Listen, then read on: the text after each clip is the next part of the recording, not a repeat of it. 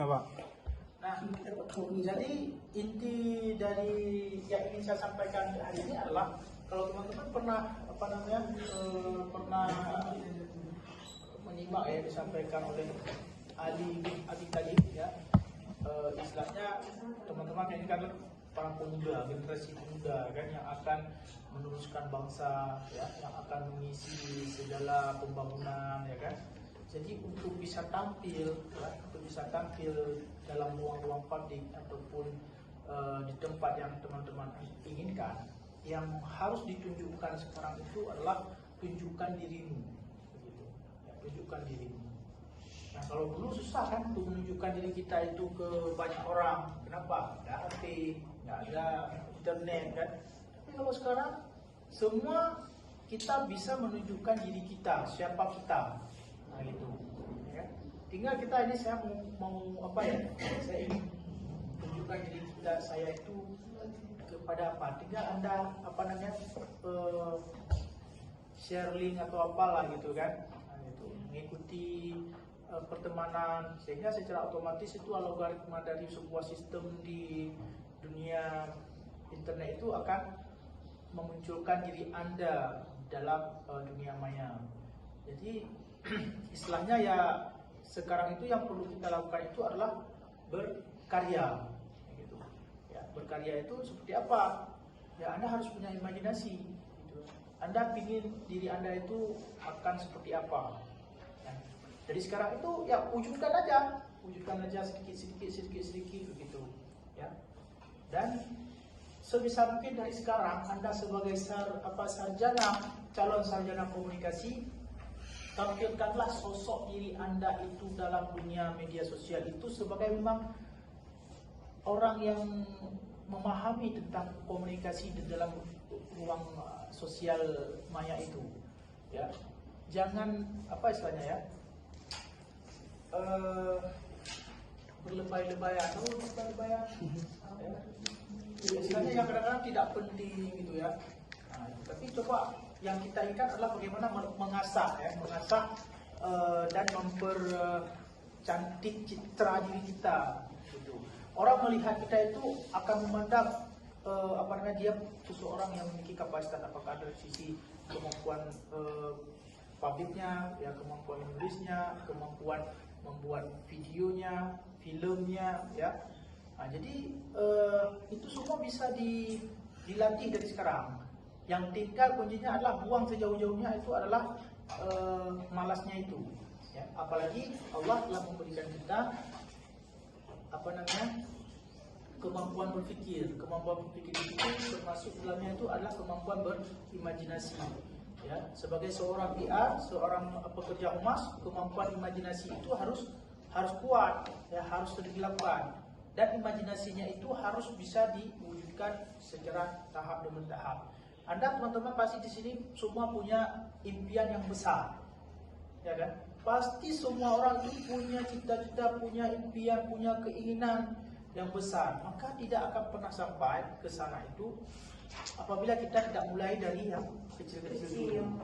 Tidak mungkin secara instan langsung bisa kita meraih apa yang besar itu, pelan-pelan begitu. Teman-teman boleh misalkan tanya misalkan tingkat dosen saja di sini ya. Kalau teman-teman diskusi itu hampir rata-rata semua itu tidak ada yang instan ya. Rata-rata semua merintis ya, pelan-pelan gitu. Ya tidak ada yang instan. Justru yang instan itu yang biasanya itu punya punya sesuatu yang patut dipertanyakan. Contoh mungkin selama ini teman-teman sudah tahu ada orang yang kaya mendadak begitu kan, dari nggak sekolah tiba-tiba udah jadi istilahnya itu crazy rich itu ya kan. Jadi rupa-rupanya udah urusan dengan kepolisian ya kan. Yang udah 2 orang ditangkap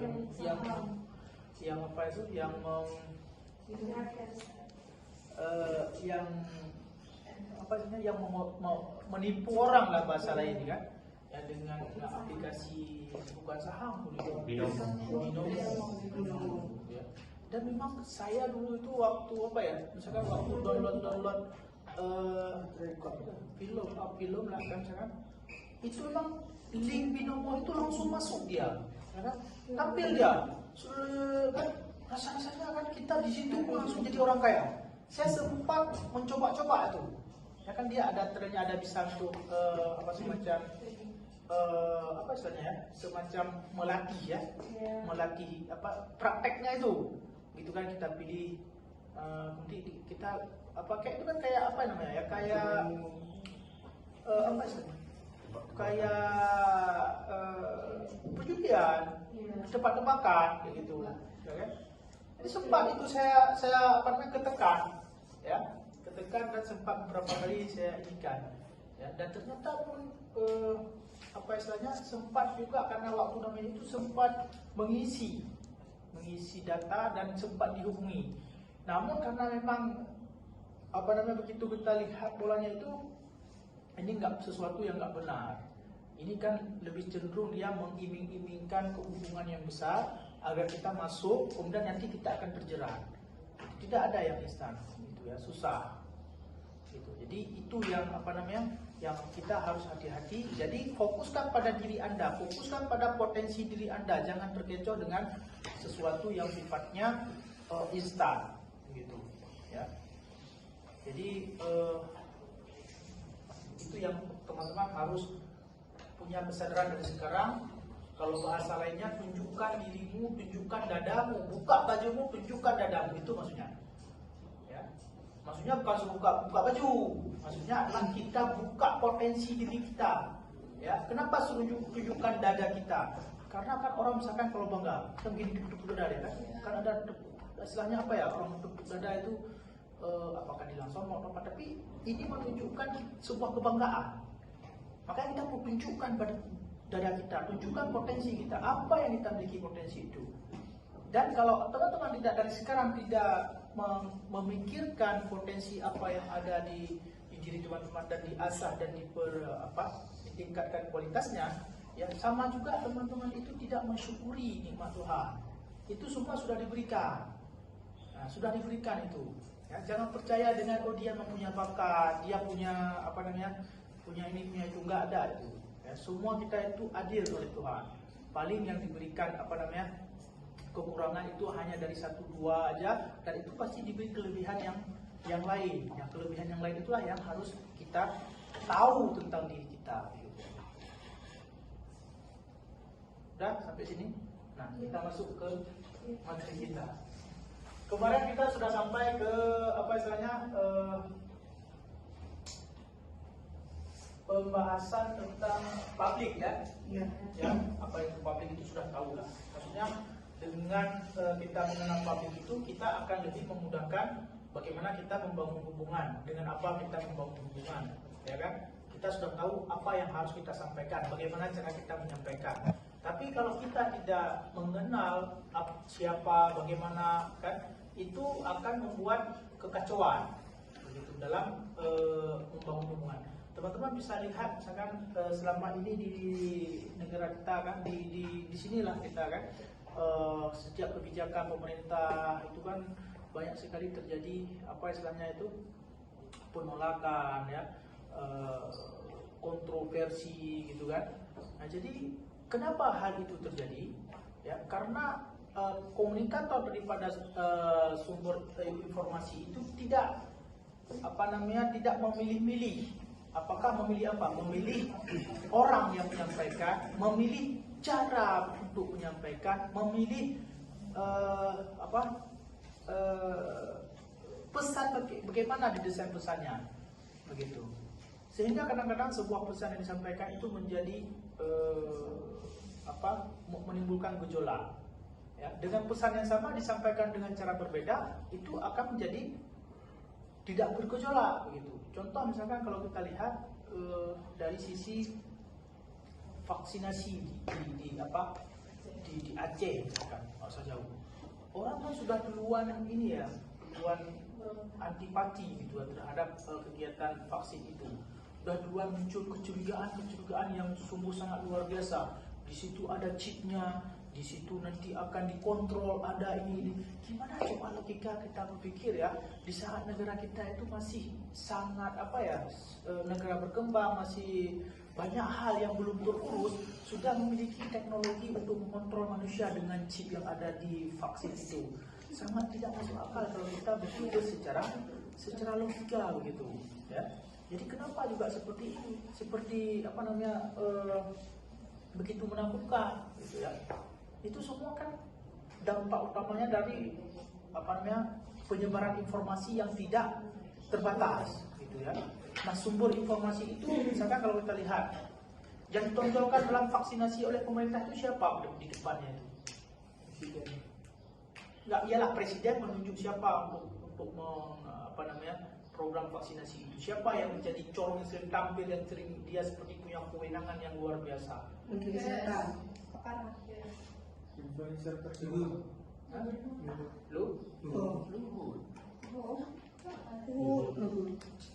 Dia yang yang punya yang memiliki peran yang besar terhadap kegiatan ini. Kan begitu. Orang kita di sini itu kan Muslim, ya. Itu satu. Terus yang kedua, itu memang dia juga sebagai seorang pebisnis, ya kan? Juga orang politisi, orang di birokrasi di situ kan. Jadi semua orang kan akan memunculkan kecurigaan. Bahasa lainnya dia bisa saja program ini untuk mencari keuntungan sendiri, bisnis saja. Apalagi dia memang punya perusahaan yang berafiliasi terhadap hal tersebut. Coba. Jadi itu yang akan sehingga kecurigaan itu terus digoreng-goreng oleh pihak-pihak yang memang tidak pro dengan program tersebut begitu ya. Jadi begitu juga di Aceh. Ya, coba di Aceh. Di Aceh itu kan di awal-awal vaksin itu sangat luar biasa itu penolakannya. Luar biasa sekali. Ya. Tapi kemudian ya pemerintah Aceh mendekatkan berkoordinasi dengan pihak ulama. Siapa ulama yang paling sekarang yang didengar ataupun dikagumi ataupun menjadi panutan masyarakat ya, datang ke sana ya. Salah satunya itu ada Abu Mudi kemarin itu Walidmu kan, kemudian ada Ibn Faisal kemarin di situ kan. Kemudian begitu sudah dikomunikasikan, disampaikan, bahkan mereka itu kalau nggak salah dibawa ke tempat pengolahan vaksin. Setelah itu apa yang disampaikan? Bahwa vaksin itu halal lagi suci. Ya itu. Akhirnya mereka dulu yang setelah divaksin, diambil gambarnya, kemudian disebarkan kepada masyarakat, ya kan? Sehingga muncullah kepercayaan.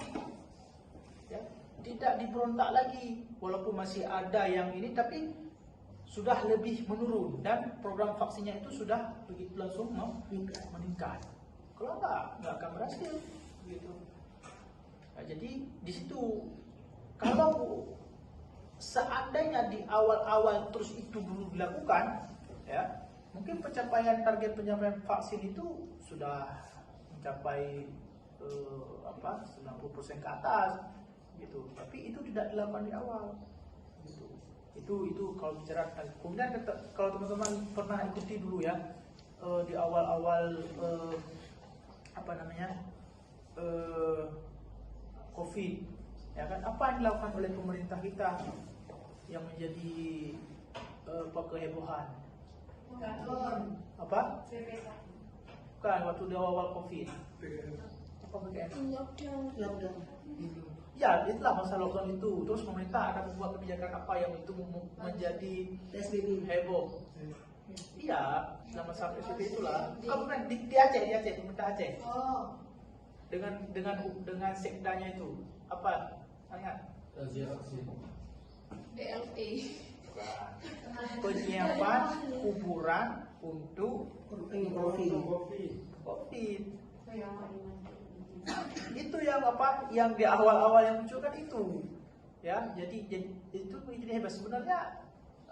Yang dilakukan pemerintah kan tak salah.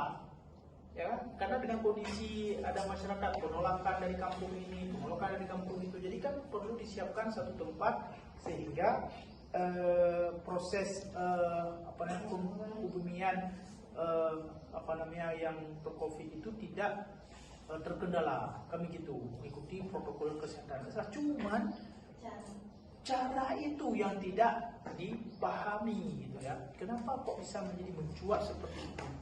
Padahal pemerintah itu kan mereka punya protokoler, ya punya kehumasannya gitu ya. Jadi apa yang harus disampaikan dan tidak perlu disampaikan itu seharusnya dikontrol oleh bidang kehumasan begitu. Nah, jadi ini yang ingin kita sampaikan bahwa dalam proses penyampaian pesan kepada publik yang mana itu antara satu pesan dengan pesan yang lainnya itu memiliki pesan yang sama disampaikan secara berbeda itu bisa maknanya itu bisa menjadi beragam gitu. Ya. Nah, kemarin kan kita ingin teman-teman membuat satu membuat satu contoh untuk melihat publik. Kemarin kan kampus kan, UI kan? Iya.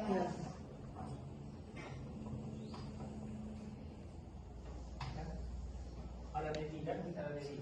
Kemudian kan kita tadilah publiknya itu kan. Secara umum publik itu dibagi ke dalam dua, ya. Publik internal dan publik eksternal. Ya. Jadi tidak ada publik di tengah-tengah itu belum ada pengkategorian seperti itu. Yang ada adalah publik internal dan publik eksternal. Ya. Yang ada masalahnya bukan pemilahan lah, perbedaan pendapat aja, yaitu salah satunya itu investor ya. Investor itu kategori publik internal atau publik eksternal, begitu ya. Kalau sebagian orang menganggap sebagian pakar menempatkan bahwa investor itu sebagai publik eksternal. Kenapa dia publik eksternal? Ya karena memang mereka tidak masuk dalam sistem produktivitas dan aktivitas dari sebuah perusahaan.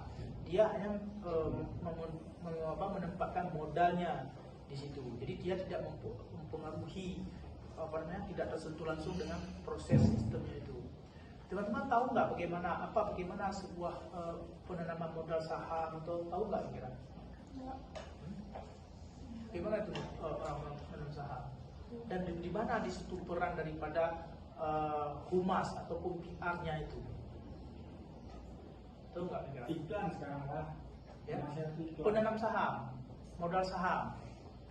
Sekarang kan saham udah mainnya kan elektronik, udah main aplikasi ya tadinya.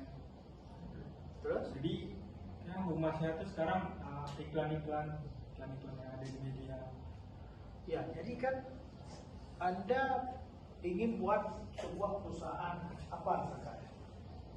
Perusahaan apa misalkan? Pabrik apa? Wallet. Ya, pabrik wallet misalkan kan? Perusahaan wallet lah kan? Wallet ya. Wallet. Nah, Anda kan butuh modal, ya, butuh modal yang besar kan, untuk gedungnya, membangun mesinnya atau apa-apalah yang dibutuhkan. Saya kurang paham juga bagaimana pengusaha wallet yang datang ini ya. Ya, kalau datang bisa kita tanya, enggak jadi wallet atau pengusaha wallet. Nah, itu kan kalau kita tidak punya modal, ya kan, kita kan butuh modal. Nah, di situ Anda makanya berbeda antara seorang pebisnis dengan seorang pedagang. Bedanya di mana? Bisnis tidak pedagang dia menjual kembali barang. Iya, kalau pedagang dia hanya beli barang hasil produksi dengan harga 10.000, dijual dengan harga 12.000. Ya, dia untungnya 12.000 lah, kan 12.000. Artinya dia sudah kalkulasi biaya operasional tokonya dan dia ada untungnya segitu dan gitu kan. Jadi dia hanya menaikkan harga. Tapi kalau pebisnis itu dia bagaimana dia menciptakan kenaikan nilai produk. Nah, misalkan dari biji kopi itu kemudian diolah, dia berpikir bagaimana cara mengolah biji kopi ini dari harga sekilo itu jadi 50.000 bisa menjadi harganya itu sekilo, bisa menjadi nilainya itu bisa menjadi berapa 100.000, 1 juta gitu. itulah proses yang dipikirkan oleh seorang pebisnis. Makanya pebisnis, kalau menurut saya pekerjaan pebisnis itu, orang-orang pebisnis itu punya jiwa yang luar biasa dia. Ya, yang pertama dia harus berani dalam kemudian dia memiliki cakupan rekening itu yang jangka panjang gitu ya. Nah, jadi misalkan kayak wallet gitu ya. Ini wallet dia kan butuh, kalau misalkan ingin memproduksi dulu kan, ya kan, memproduksi. Kita pertama kalau nggak ada uang, apa yang kita lakukan? Kita kan cari modal. Nah, kita buatlah sebuah perusahaan, namanya apa? Perusahaan wallet mantap misalkan, ya kan? Nah, di perusahaan itu kita membangun sistem manajemen dulu, ya kan? Kalau sudah bicara masalah organisasi kan sudah ada manajemennya itu. Nah, itu bagaimana manajemen itu akan bekerja untuk memproduksi wallet tadi, gitu, ya kan? Jadi nanti dihitunglah cash flow-nya itu, dihitung biaya permanennya itu berapa semua total. Ya. Kemudian setelah itu anggaplah dia butuh modal sekitar 100 juta. Kemudian dari 100 juta itu dia mencoba membuat siapa yang akan menanam, itu sederhana seperti itu. Siapa yang mau beli saham, dibuatlah 100 juta itu dengan hitungan lembar saham. Kan satu lembar saham itu dihitung 10.000. Nah, kemudian disediakan untuk modal dia butuhkan berapa? 100 juta. Berapa lembar saham jadi. Kemudian siapa yang ingin membeli saham itu, maka diberilah semacam surat sahamnya atau apalah gitu kan. Ya, kalau sekarang kan sistemnya sudah digital semua kan. Nah, jadi itulah cara mereka menemukan modal gitu. Nah, untuk mereka ini mau membeli sahamnya itu, disitulah kita harus bisa membangun yang pertama kepercayaan. Yang kedua dia bisa membangun mempengaruhi para investor itu bahwa di sini akan memberikan keuntungan yang luar biasa. Kenapa? Yang pertama kita akan tunjukkan para profesional bekerja di dalam manajemen itu dikelola dengan secara profesional, transparan, akuntabel, ya, secara integritas. Jadi semua orang yang berintegritas semua. Jadi hal itu akan membuat investor itu ada memiliki kepercayaan dan dilihat prospek perusahaannya itu akan naik, akan memberi keuntungan, begitu. Jadi nanti hasil modalnya itu setiap tahunnya kan nanti akan dilaporkan kepada publik bahwa perusahaan ini mendapatkan keuntungan dalam masa kerja 1 tahun dari modal 100 juta dapat keuntungan sekitar 500 juta. Nah, 500 juta itu dibagi dipotong untuk biaya operasional, dipotong untuk pengembangan usaha. Kemudian juga mendapatkan dividen, mendapatkan bagi hasil kepada para investor, berapa mereka akan mendapatkan. Nah, semakin banyak investor itu menanam modal, maka dia akan semakin mendapatkan bagi hasilnya, begitu. Kemudian nilai sahamnya itu pun akan bisa diperjualbelikan. Itulah yang teman-teman kalau pernah sering dengar itu Bursa Efek Jakarta. Nah, ada itu yang di Jakarta itu. Di situ akan menjadi sebagai tempat transaksi penjualan saham. Di Aceh sendiri kalau tidak salah saya itu belum ada perusahaan itu yang masuk ke dalam perdagangan saham. Nah, itu sampai di situlah mungkin kemampuan kita Aceh ini gitu ya. Artinya belum memiliki perusahaan yang bisa masuk ke tingkat penjualan saham. Ya. Jadi di situ tadi kan di mana orang-orang komunikasi di situ? Proses bagaimana kita bisa mempengaruhi investor, terkait dengan investor, ya. Nah, jadi orang komunikasi itu di mana-mana harus bisa bekerja. Begitu. Ya. Misalkan di perusahaan otomotif, perlu nggak orang komunikasi? Perlu. Sebagai marketing, sebagai promosi. Jadi salah saja kalau kita tidak memiliki komunikasi yang bagus, tidak akan ini. Jadi komunikasi itu sangat mendukung kesuksesan karir seseorang, gitu. Ya. Jadi yang ingin saya sampaikan di sini adalah sudah tahu ya tentang saham nih ya. Jadi teman-teman sebenarnya kan dari sekarang itu kalau mau jual beli saham itu sudah bisa dilakukan. Anda tinggal download beberapa banyak aplikasi-aplikasi saham. Kayak apa namanya, reksadana, ada ajaib, tadi apa lagi? Bibit, ya bibit. Jadi bayangkan Anda misalnya ada yang merokok aja nih. Ada. Anda merokok sehari berapa batang? 5 batang. Satu batang itu berapa harganya? 2.000. Sebenarnya 2.000 itu sudah dapat berapa saham? Jangan ada saham yang harganya 1.000. Coba bayangkan kalau Anda setiap hari itu merokok 5 batang, nanti kan 10.000. Ya kan? 10.000 Anda sudah bisa memiliki saham. Coba bayangkan setiap hari Anda beli saham daripada beli ini kan, beli rokok, ya. Bahkan sekarang ada yang sudah booming juga, apa namanya, cryptocurrency itu, ya. Cryptocurrency itu kayak Bitcoin, ya kan, dan banyak jenis-jenisnya ada sekarang. Itu harganya itu sangat fluktuatif. Ada orang yang kadang sudah membeli 100 juta. Dari 100 juta nilainya sudah turun menjadi 50 juta, menjadi 20 juta. Memang itu resiko, ya kan? Tapi memang saya nggak tahu ya. Kalau dalam dunia community itu dibolehkan, ya. Itu dianggap sebagai komunitas, community ini untuk diperjualbelikan, itu masih katanya masih halal, boleh. Tapi kalau sudah untuk menjadi alat tukar untuk uang itu masih tidak dibolehkan, masih haram punya. Nah, kita masuk ke yang halal-halal saja, yang aman-aman. Enggak, dia sebenarnya sebagai community itu banyak produk barang yang diperjualbelikan. Nah, di situ begitu Anda bisa membeli, anggap aja beli rokok udah pasti. Itu uang habis yang nggak akan balik itu. Nggak mungkin begitu Anda merokok nanti Anda mendapatkan keuntungan, itu udah nggak ada lagi, jadi abu semua itu, jadi api semua itu. Di dunia aja Anda sudah suka menghisap api, jadi gimana dia kira kan begitu dia.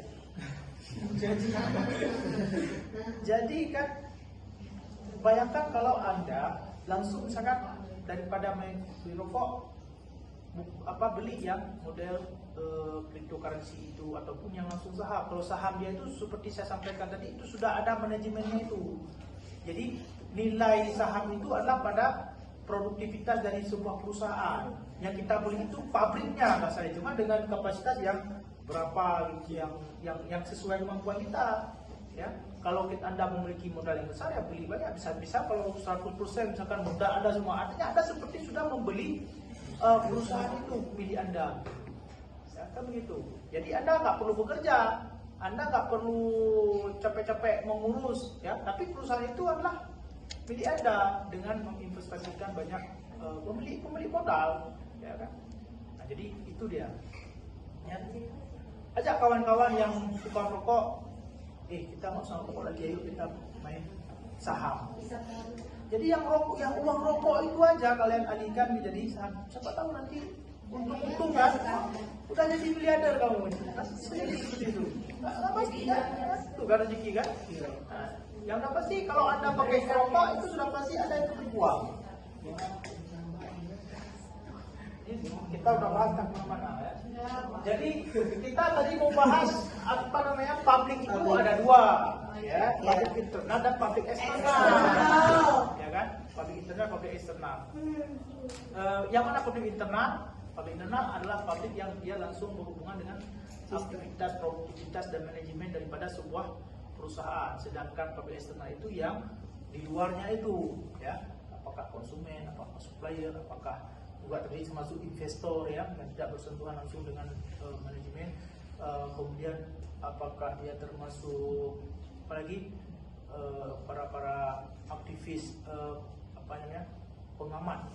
pemerhati mungkin ya, lingkungan ataupun aktivis apalah itu kan, kemudian juga pers di luar itu juga bagian daripada eksternal semua itu. Sedangkan yang internal itu mulai dari orang-orang pimpinan sampai karyawan, ya. Kalau orang tua karyawan itu ataupun keluarga karyawan itu masuk mana dia? Misalkan saya kan internal, pabrik internal di bundaran diri.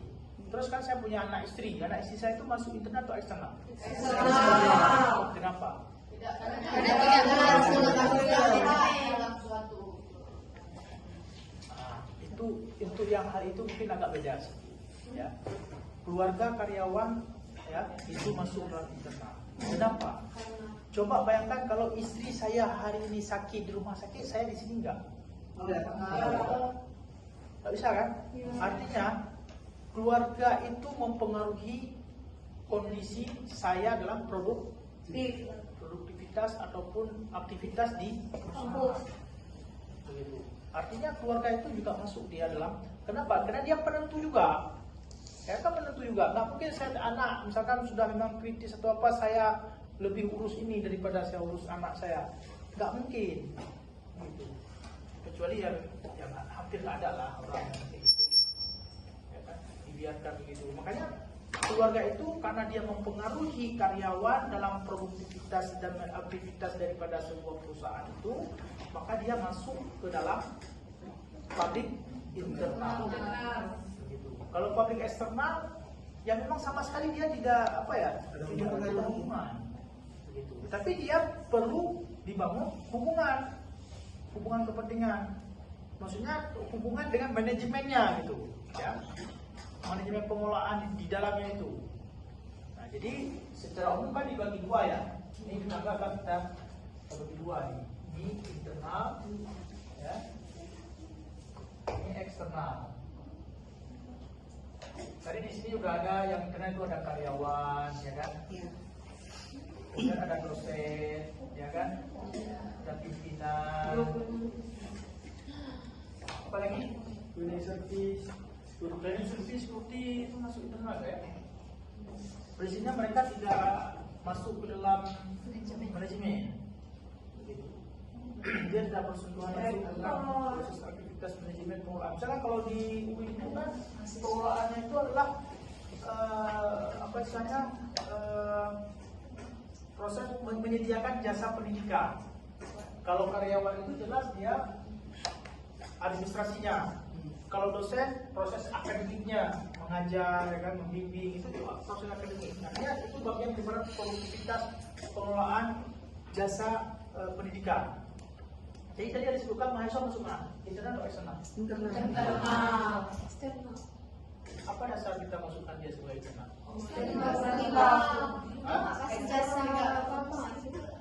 Tapi tanpa mahasiswa tidak ada juga kan sebuah manajemen kampus. Kenapa tidak berjalan menjadi kampus kalau ada mahasiswa? Kita yang diajak. Nah, itu dia tetap masuk ke eksternal. Dia masuk pasalnya penerima jasa pendidikan. Iya kan? Konsumen. Jadi dia itu eksternal. Ini kan eksternal mahasiswa. Ya betul, tanpa mahasiswa bahwa dia tidak, kampus ini tak akan bisa hidup, ya kan? Tak akan bisa dia. Nah, disitulah perlu pengelolaan agar dengan mahasiswa ini baik hubungannya. Dia masuk eksternal dia. Ya, kenapa? Karena dia tidak langsung punya keterikatan ataupun hubungan dalam hubungan. Ya. Kalau misalnya perusahaan pendidikan ini ada investor ya? Ada juga. Ini kan kalau yang ini kan punya pemerintah. Kalau perusahaan swasta bisa juga dibangun. Tapi kalau kebanyakan biasanya perusahaan kampus-kampus itu dibangun berdasarkan apa ya? Karena dia kan kalau kampus itu dianggap lembaga pendidikan. Jadi memang tidak begitu ada apa istilahnya munculkan penjual beli saham. Karena kan lembaga pendidikan. Jadi lembaga pendidikan itu dihindari tempatnya untuk tidak seperti mengkomersilkan. Ini lembaga pendidikan bukan lembaga komersil gitu. Makanya jarang kita lihat. Tapi prinsipnya investor itu ada siapa? Pemiliknya itu. Pemilik yayasan, orang yang punya yayasan, kemudian dia punya aset, dia punya dana, itu kan. Kemudian semua aset dan kekayaan itu diberikan kepada kampus untuk dikelola manajemennya, gitu. Jadi terkadang kampus itu langsung milik yayasan, tapi dialah pemilik ini ya, pemilik apa namanya, pemilik kampus. Misalkan gini, Berarti pemerintah masuk ke internal. pemerintah masuk eksternal dia. Kenapa? Karena dia tidak ada Bukan Tuhan yang bisa. tidak ada hubungan dengan manajemen di sini dia, pemerintah. Dia tidak eksternal dia. Ya, makanya kan walaupun misalkan di sebuah yayasan, saya punya yayasan, tapi sebagai pemilik aset, tapi begitu saya bangun perguruan tinggi di yayasan itu punya manajemen pendidikan sendiri dia. Saya termasuk orang eksternal daripada manajemen di situ, walaupun saya sendiri yang membuat. Sehingga orang humas di bagian perguruan tinggi itu dia harus punya cara membangun hubungan yang baik dengan pemilik yayasan sebagai pemilik daripada perguruan tinggi itu. Makanya kalau teman-teman ingat di pembahasan public relation itu bagian daripada manajemen, ya, manajemen dia. Jadi semua itu di manajemen, di sebuah manajemen dia berada pada posisi penting di situ. Untuk penting dalam konteks membangun hubungan dengan publik-publiknya. Paham nggak kira-kira sampai di sini? Paham ya? Jadi walaupun pemilik yayasan, tapi pada saat di perguruan tinggi di situ kan ada rektor. Rektornya itu bukan pemilik yayasan. Ada syarat untuk menjadi rektor di situ, tetap harus ada memiliki gelar akademik, dia harus memiliki syarat-syarat yang harus dipenuhi.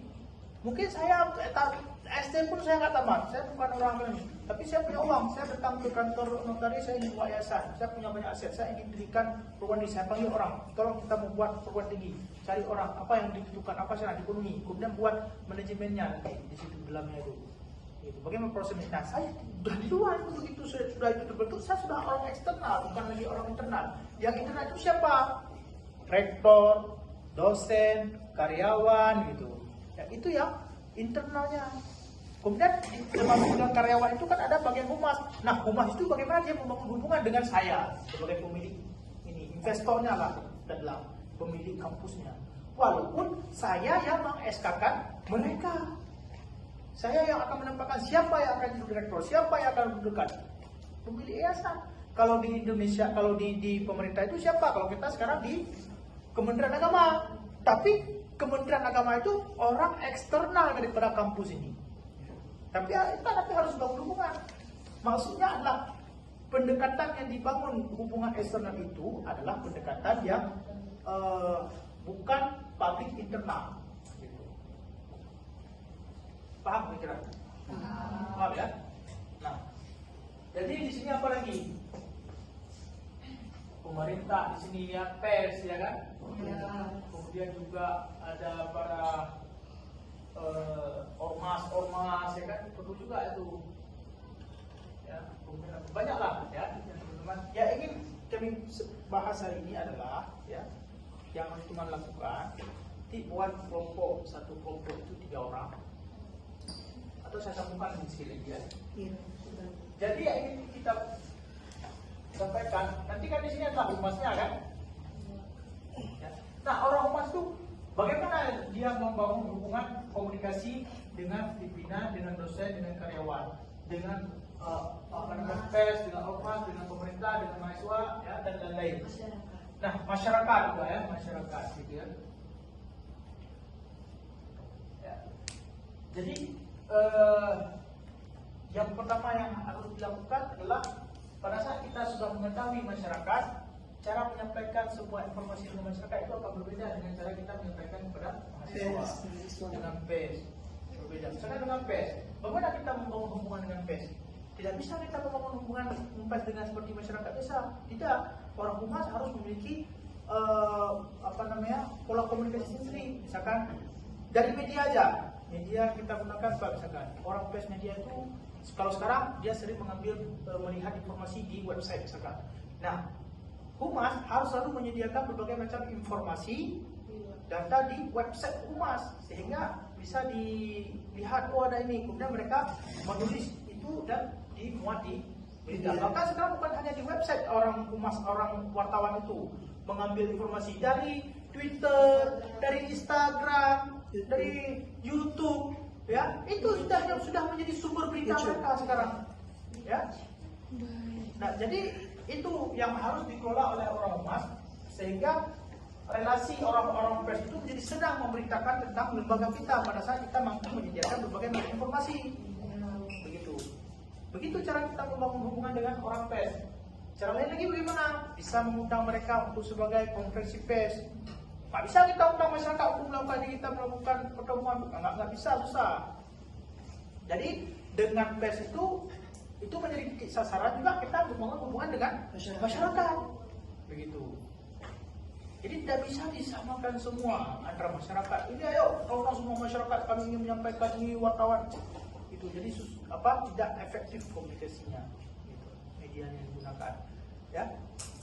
Kemudian kadang-kadang kita mengundang konferensi pers, kita membuat gathering, kita membuat pers tour itu khusus untuk mereka wartawan. Gitu. Ya, ada misalkan pertemuan pagi untuk mendiskusikan hal-hal perkembangan tentang kampus. Gitu. Ya. Jadi ini yang bisa kita, artinya apa? Lain publiknya, lain kepentingannya, lain yang harus cara kita menyampaikan, lain media yang kita gunakan, lain cara menyampaikannya. Jadi kalau kita tidak mengetahui publik-publik ini, jenis-jenis publik di perusahaan yang kita bekerja itu, maka akan sulit, bahkan akan menjadi banyak pertentangan dalam penyampaian informasi. Nah, yang ingin kita diskusikan hari ini, teman-teman, buat kelompok, satu kelompok itu maksimal 3 orang, ya. Kemudian pilih apa instansi pemerintah boleh, perusahaan juga boleh, ya. Kemudian detailkan, diskusikan siapa saja publiknya yang perlu membangun hubungan. Yang dikatakan publik itu adalah ada saling kepentingan, ya. Jadi ini dalam perkuliahan kita ini kita tidak membedakan antara public relation dengan ilmu komunikasi, ya. Semua kita kalau public relation itu kita istilahkan dengan PR officer ataupun kalau humas itu pekerja humas itu, ya. Jadi kita samakan. Jadi kalau saya sering lebih cenderung ke public relationnya itu, ya, menggunakan istilah itu. Paham kira-kira? Paham. Nanti didiskusikan. Kemarin tugas kemarin belum kita ada formnya. Formnya lupa saya. Saya banyak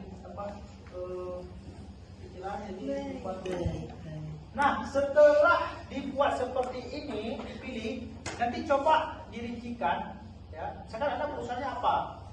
Apakah PT Angkasa Pura, apakah PT Andalas? Yang PT yang sudah ada, jangan yang nggak ada.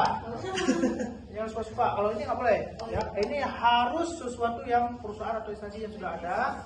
Ya, boleh ada tuan PT Sosro, Indomaret, Infoman, ya, hotel Hermes atau siapa, semua terserah. Kemudian Anda di situ memetakan yang menjadi publiknya apa. Kemudian media yang perlu kita bangun, kita sediakan untuk bisa berkomunikasi dengan mereka itu apa-apa saja, ya. Nanti tentukan apa misalkan di sini apa tadi ya, masyarakat misalkan, ya kan, masyarakat. Terus kenapa masyarakat ini kepentingannya apa-apa saja? Itu kan kita perlu tahu. Kalau kita berada di UIN ini, orang humas nggak tahu apa kepentingan masyarakat di samping, itu namanya kurang asam humasnya. Kenapa? Artinya dia tidak pernah punya keinginan untuk membangun hubungan dengan mereka. Artinya kita harus tahu apa kepentingan masyarakat di sekitar. Kemudian dari situ humas itu menyampaikan kepada pimpinan, Pak, kita perlu sekali mengundang tetangga ini datang ke kampus untuk melihat ini. Setelah dipagar, mereka nggak pernah masuk lagi di sini. Kita perlu mengundang mereka ke sini untuk melihat kampus kita. Kemudian bisa juga misalkan kita kalau ada lowongan pekerjaan yang memungkinkan untuk para pemuda di situ, kita upayakan porsi yang ideal lah bagi mereka, begitu. Atau kita beri beasiswa kepada orang-orang yang tidak mampu, begitu. Jadi itu yang perlu dari mana kita tahu? Pada saat kita sudah tahu kepentingan kondisi masyarakat, begitu. Nah, begitu juga dengan publik lainnya. Itu nanti coba diupayakan setiap pabrik itu kepentingannya apa, terus bagaimana kita membangun hubungan yang baik. Yang baik yang saya masukkan adalah hubungan komunikasi yang saling terbuka, saling percaya, saling menguntungkan, ya, saling pengertian, ya, dan saling yang dinamis, yang harmonis. Sehingga dengan terwujudnya ke semua itu nanti akan munculkan adalah citra yang Baik. Baik. Pak, ya. itu kan keterkaitan antara satu perusahaan dan humas gitu Pak. Terkutip dari channel YouTube dari Asomo itu Pak Indonesia dulu, kan ada satu perusahaan yang di Kalimantan tuh yang buat perusahaan, misalnya perusahaan tambang, dan di sekelilingnya itu ada tanah-tanah warga gitu Pak. Kan ada keterkaitan dalam suatu perusahaan itu ada humasnya gitu Pak. Kan humas hubungan masyarakat seperti yang Bapak katakan tadi. Kan masyarakat humas harus tanya ke masyarakat, misalnya apa sih kendala-kendala saat kami buka perusahaan misalnya. Tapi yang hari ini terjadi seakan-akan keluhan masyarakat ataupun tanah masyarakat sendiri itu nggak ada ditanggungjawabkan oleh satu perusahaan tuh Pak. Kan sebisa kayak ada masuk kemarin itu perusahaan Luhut, Sandiaga Uno dan segala macam yang mungkin ada keterkaitan sama perusahaan dan hubungan masyarakat tadi. Pertanyaan saya, apakah kalau seandainya humas itu nggak ada menjalankan tanggung jawabnya, adakah yang sanksikan dia gitu? Ya baik. Jadi kan yang namanya PR itu, humas itu, dia itu kan sebuah profesi, ya. Profesi itu dia sama juga seperti wartawan. Iya. Itu profesi juga, dokter, profesi juga. Tapi ada lembaga-lembaga profesi itu yang memiliki, dia kan dari profesi itu dia punya asosiasi profesinya. Misalkan kalau wartawan, dia ada AJI, Aliansi Jurnalistik Indonesia, ada PWI, ya, Persatuan Wartawan Indonesia. Nah, mereka ini untuk seseorang dikatakan memiliki profesionalitas dalam profesinya itu bagaimana? Apa syarat utamanya? Apa syarat utamanya? Harus tergabung ke dalam lembaga asosiasi profesinya. Misalkan Anda bilang saya ini wartawan yang profesional bagus sekali menulisnya, kamu masuk lembaga profesi mana? Nggak ada. Saya nggak perlu masuk lah. Itu tidak akan pernah Anda bisa menjadi seorang wartawan yang profesional. Syarat dia menjadi wartawan yang profesional, dia bekerja, dia menjadi anggota asosiasi profesi. Kenapa menjadi anggota asosiasi profesi? Di keanggotaan ini, untuk menjadi anggota asosiasi itu, kita dituntut berkewajiban melakukan profesi kita itu dengan diatur sesuai dengan kode etik yang ditetapkan oleh asosiasi itu. Makanya dalam mengerjakan pekerjaan secara efektif itu ada aturan nilai yang diatur yang dibentuk oleh asosiasi itu. Begitu. Jadi pada saat kita sudah bisa melakukan pekerjaan sesuai dengan aturan kode etik yang berlaku di asosiasi tempat kita menjadi anggota itu, maka disebutlah seseorang itu yang profesional. Begitu juga dengan dokter. Dokter dia malah wajib, kalau dia tidak memiliki keanggotaan jadi asosiasi ID, Ikatan Dokter Indonesia, malah dia nggak bisa buka praktek. Harus masuk. Bahkan itu bisa dicabut. Nah, itulah bagian daripada sanksi-sanksi yang bisa diberikan. Nah, berbeda mungkin dengan apa? Dengan wartawan. Wartawan masih ada wartawan yang tidak bergabung ke dalam lembaga profesi, tapi dia wartawan. Gitu. Ya, masih, tapi istilahnya dia masih bisa menjadi wartawan. Gitu. Begitu juga dengan public relation, dengan humas. Ada Persatuan Humas Indonesia, setiap tahun mereka membuat pertemuan, membuat diskusi, membuat perebutan untuk menjadi humas.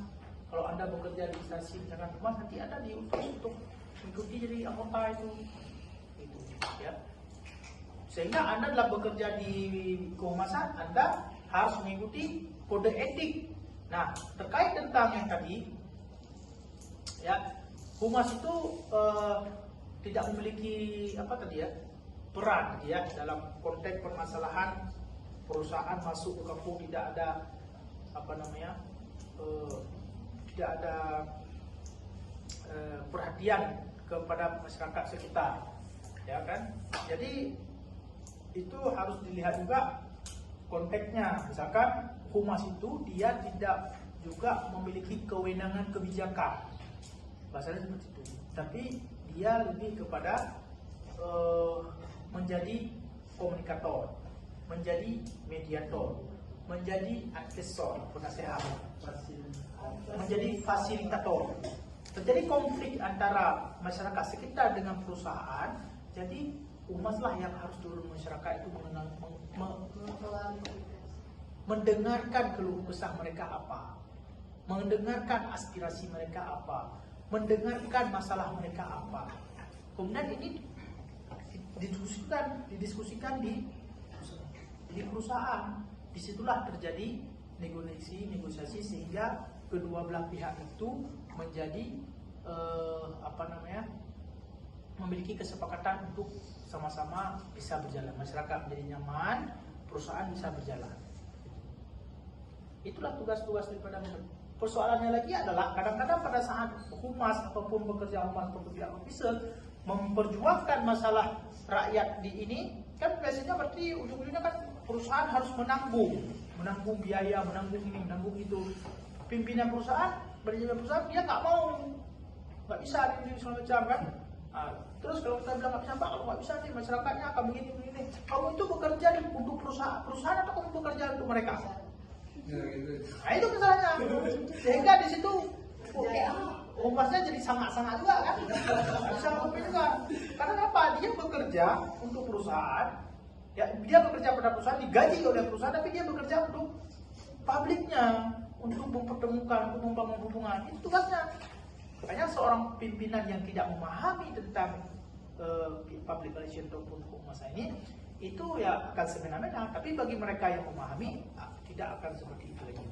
Tapi paling tidak untuk zaman sekarang, untuk saat sekarang itu humas itu sudah memiliki peran penting. Hampir setiap perusahaan itu ada humasnya. Nggak mungkin. Kalau teman-teman kemarin itu ada ikut ke CRU, udah ikut CRU kemarin itu. Nah, coba lihat di bagian organisasi terkecil saja itu ada humasnya. Itu saya tertarik juga lihatnya ya. Ya kan ada leadernya ada di atas, leader. Kemudian di bawahnya itu cuma ada kalau nggak salah 3 bidang. Bidang yang pertama tentang mahon, ya kan? Mahon itu nanti dibagikan lagi itu ada kepala mahonnya, ya. Mahon itu pawang gajah, ya kan? Di sini kemarin itu. Kemudian ada leader itu mungkin kalau saya tangkap pada saat terjadi konflik antara gajah binatang di hutan dengan masyarakat, dia bukan leader, ranger. Jadi dia yang akan turun akan memimpin lapangannya. Ya, kemudian di sampingnya lagi satu lagi adalah humas. Cuma 3, tapi dengan organ terkecil itu, tapi humas itu tetap diperhitungkan. Dia humas kalau tidak ada di dalam bagian organisasi biasanya juga dititipkan pada bagian tertentu untuk mengerjakan pekerjaan humas. Ya. Nah, saya ingin sampaikan teman-teman nanti coba buat satu kelompok masing-masing, satu kelompok 3 orang, nanti pilih perusahaan mana. Kemudian buat rincikan pabrik-pabriknya. Ini akan untuk melatih bahwa melihat pemetaan pabrik ataupun hubungan mana yang akan dibangun untuk agar kita bisa mudah bekerja. Kalau kita tidak mengetahui pabrik yang mana, maka pemetaan pekerjaan kita juga akan sulit.